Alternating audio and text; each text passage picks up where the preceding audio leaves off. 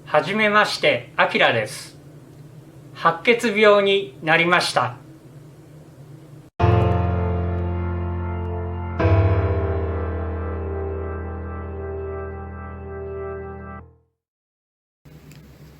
こんにちは。白血病サバイバーのあきらです。今回もまた、このノートを見まして、闘病期お話ししたいと思います。今回は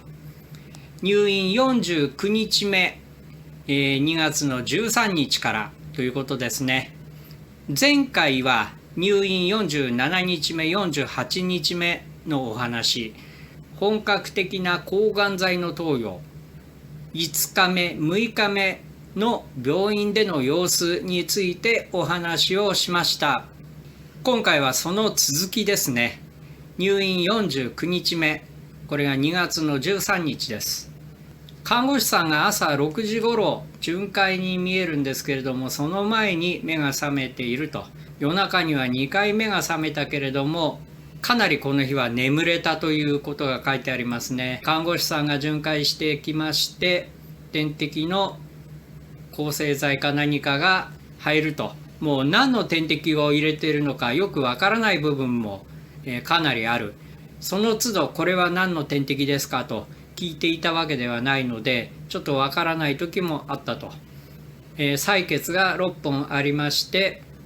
その後6時半頃ですね、また別のこれは点滴の抗生剤だったようですね。それが入りまして、また体を動かす廊下を12周歩いてますね。体重がやや減ってきていると。これは抗がん剤が入り始めまして、気分がだんだん悪くなってきて、なかなか食が進まなくなっている、その影響があったと思いますね。8時過ぎの朝食、これはこの日は5割ぐらい食べて、服薬が7錠プラス2包。この2包というのがビニールのなんか小さいパウチ的なもの、これを端をビッと破いてですね、中のものを飲むというような、粉ではないんですね。細かい粒の薬、これを飲むというような、これが2種類あったですね。10時過ぎからは点滴の2種類、栄養と水分だと思いますけれども、これを交換プラス何か一つ点滴が入ったと。それからですね、抗がん剤投与の3日目、4日目、5日目、6日目、この4日間は同じ抗がん剤を同じスケジュールで投与していたんですが、7日目のこの日からはちょっと変わりました。11時頃から点滴による吐き気止め、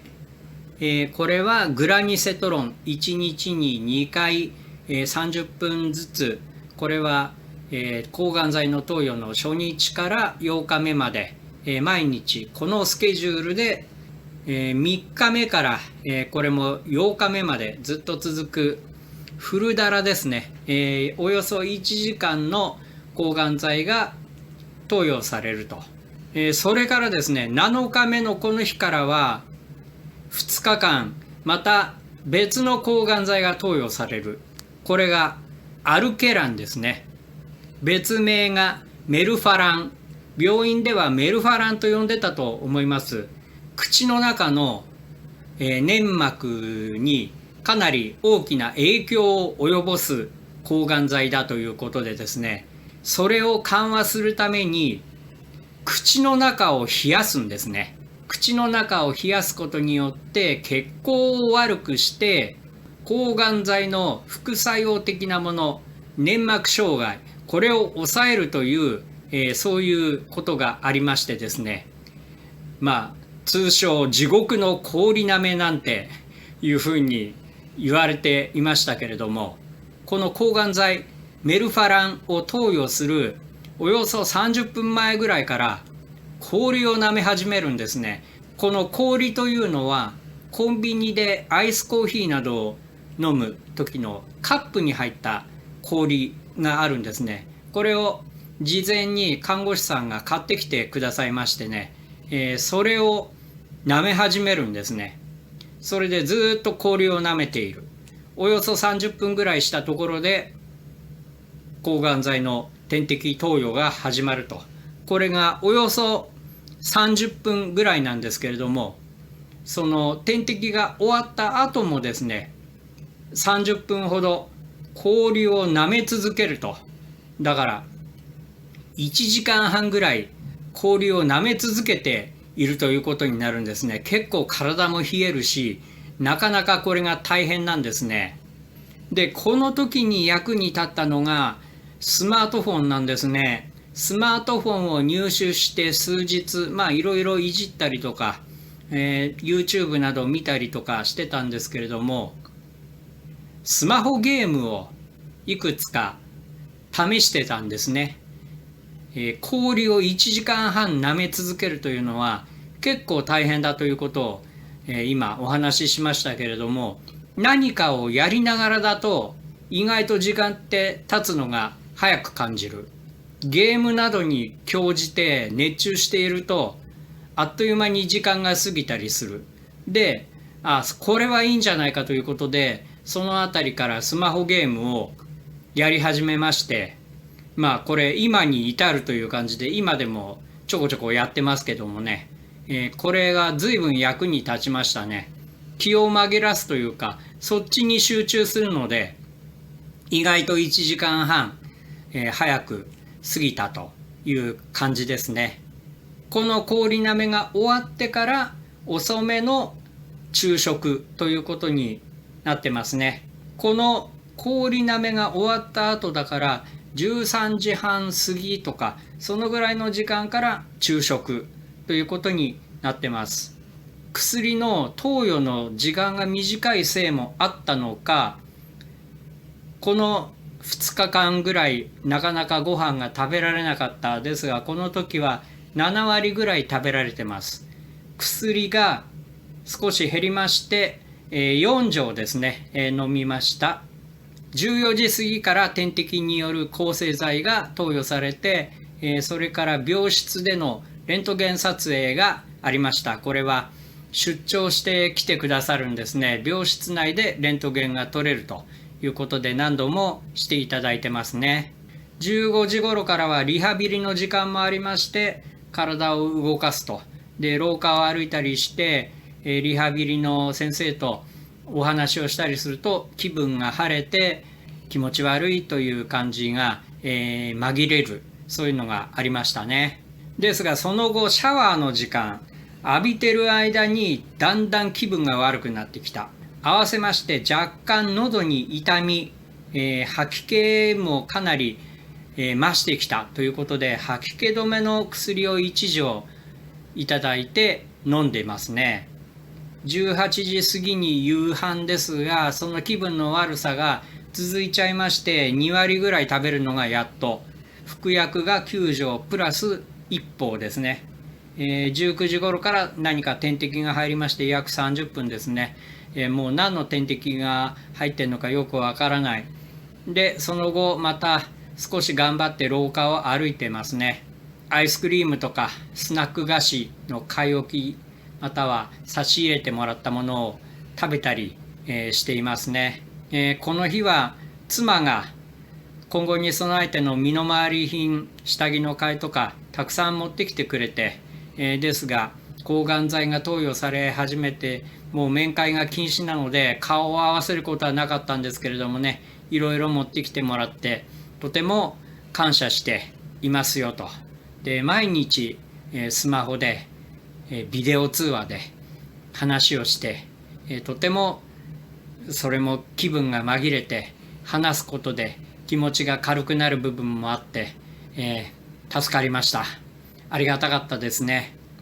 22時頃から点滴の抗生剤が入りまして、終了後23時頃から点滴の吐き気止めですね。1日2回のグラニセトロンおよそ30分が入りまして、一応の就寝ということになってます。続きまして2月の14日、入院50日目、本格的な抗がん剤投与8日目最終日ということですね。前夜もかなりよく眠れた方だと。抗がん剤を投与されることによりまして体力がやはりかなり消耗しているのかなと、その分体が疲れて眠れているのかなという、そんな気がしていますね。ただ体がかゆいのはずっと続いている。6時半ごろ目が覚めた時には点滴の抗生剤が入っている看護師さんが見えているという感じ。血圧は110台まで下がって、採血が2本ですね。それで前日あたりからですね、体を動かす時にかなり心臓に負担がかかっているような、もうちょっと動いてもすぐ息切れがする、トイレへ行って戻ってきたりとかシャワーを浴びたりとか、それもなかなか体がきつい、息切れがしてしまう。これも抗がん剤の影響なのかなという、そういう感じを受けてますね。で、廊下も歩いたりして体を動かしてるんですけど、それもそれまでのように歩けない。ちょっとゆっくりでないと体がついていかない感じ。息が上がっちゃうんですね。朝食が8時頃からで、一応6割ほど食べて服薬が5錠だと。で、体重がまたやや減っている。排便は、あるというところですね。その後点滴の交換があったり、点滴の抗生剤が入ったり、その後また今度は点滴の赤血球輸血がありますね。これがおよそ2時間ですね。そして点滴の吐き気止めグラニセトロン、およそ30分ですね。これが入ると。で、この数日体の表面薄皮がむけ始めている。看護師さんにこの話をしますと、脱皮みたいなものだというようなお話がありまして、日焼けの後のような感じで体の表面の薄皮がどんどんむけてくる感じだったんですね。12時前に点滴の吐き気止めグラニセトロンおよそ30分、これが入りまして、その後赤血球の輸血が終了するタイミングで点滴の抗がん剤が入りましたと。これが、6日間続いているフルダラですね。およそ1時間ですね。終了して12時半前から次の抗がん剤の投与に向けての準備、氷なめですね。地獄の氷なめ、開始。13時頃点滴の抗がん剤ですね。アルケラン、別名メルファランですね。これを点滴による投与およそ30分、そして終了後もずっと氷なめは続きまして、およそ30分、14時頃終了と。それから遅い昼食がありまして、およそ4割ぐらい食べてますね。服薬が4錠、14時半頃から肝機能維持の太い注射、点滴のジョイントの部分から注入する太いやつ、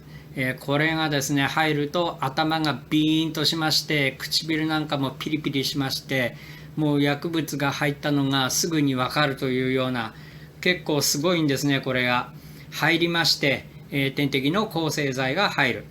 15時半ぐらいにそれが終了してからシャワータイムですね。シャワータイム、この当時はですね、ここにカテーテルが入りまして、このカテーテル、短い管が二股になってましてね、出てるんですけど、防水のシートみたいなものでカバーして、それで濡れても大丈夫ですっていうような状態になってからシャワーを浴びると、そういう形ですね。手の時も同じようなカバーをして、それで濡れても大丈夫にしてシャワーを浴びる。ですが、この首のですねカテーテルの時は当初必ず水が入るんですね。で、水が入って溜まって、そのカバーを外すとボタボタっていう感じに なってましたね。なかなかこの部分髪の毛も生えてますし、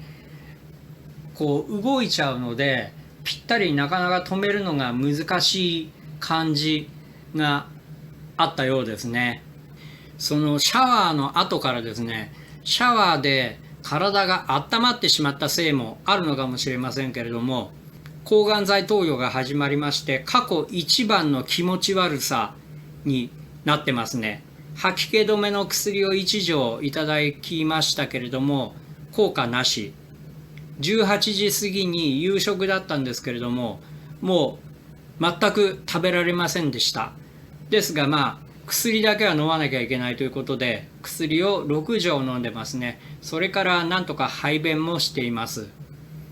19時頃から何かわからない点滴が入りまして、19時半頃トイレ行ったんですけども、そのまま戻してしまうと、嘔吐ですね。昼に食べたものが少し出てきた。その後も気分の悪さがずっと続きまして、何度も何度も吐いてます。しかしもう食べ物をあまり食べてないせいもありまして、胃液だけが出るという感じですね。であまりその状態が続くということで訴えまして、21時半頃ですね、看護師さんが主治医と相談の上で、吐き気止めと眠くなる成分の入った何かの点滴を持ってきてくださいまして、これが投与と。そのおかげでまず落ち着けるようになって、22時頃点滴の抗生剤が入り、23時頃また点滴の最後の、グラニセトロンおよそ30分、これが入りまして、この日の治療が終了。再対決移植前処置の最終日、すべての処置がここで終了したということで、就寝。おおむね5日目あたりぐらいが気分の悪さのピークになるかなみたいな話をなんとなく先生から聞いていましたけれども、蓄積されて一番ひどかったのがやはり最終日ということになりましたね。ということで今回は入院して49日目50日目本格的抗がん剤の投与、7日目8日目最終日、この2日間についての病院での様子につきましてお話をしました。よしおっさん頑張れと思っていただいた方はぜひチャンネル登録、そして高評価、またはコメントなどお気軽にお寄せいただけましたら今後の励みになります。どうぞよろしくお願いします。